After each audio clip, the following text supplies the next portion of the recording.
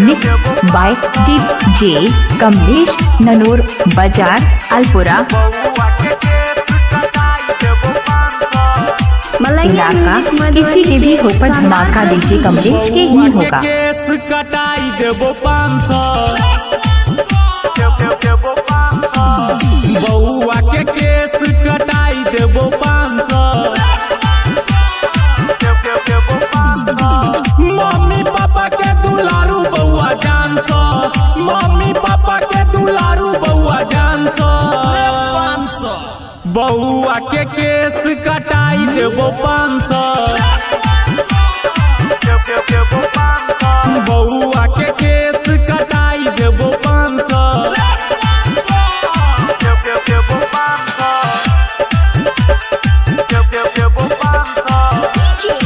DJ Kamlesh अल्पुरा, DJ Kamlesh अल्पुरा Nanaur बाजार।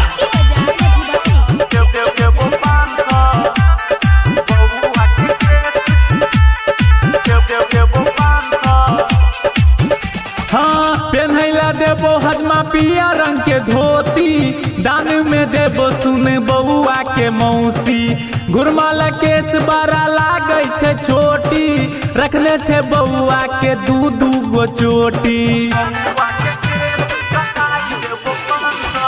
पेन्हैला देबो हजमा पिया रंग के धोती, दानी में देबो सुन बउआ के मौसी। घुरमाला केस बड़ा लागे छे छोटी, रखने छे बउआ के दू गो चोटी। बउआ के मूरन हो छे अरमान सा, बउआ के केस कटाई देबो 500। मम्मी पापा के दुलारू बउआ जान सो, मम्मी पापा के दुलारू बउआ जान सो। बउआ के केस कटाई देबो 500। बउआ के केस कटाई देबो 500।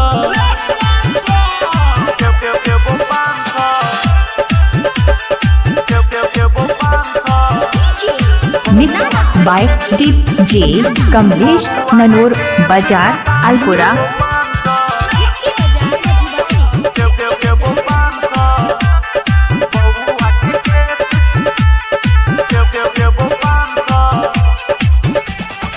डीजे बजा के नाचे बउआ के मामा, दो दे तो मामी हजमा कर तो नहीं माना। अचरा पसार दादी लोग छे केस रे, फोटो खींचे छे देखी रंजन राजेश रे। डीजे बजा के नाचे बउआ के मामा, दो दे तो मामी हजमा कर तो नहीं माना। अचरा पसार दादी लोग छे केस रे, फोटो खींचे छे देखी ननकू राजेश रे। बिट्टू मलंगिया गाबे बड़ी शान सा, बउआ के केस कटाई देबो 500। मम्मी पापा के दुलारू बउआ जान सो, मम्मी पापा के दुलारू बउआ जान सो। बउआ के केस कटाई देबो 500। बउआ के केस कटाई देबो 500। इलाका किसी के भी ऊपर धमाका डीजे कमलेश के ही होगा।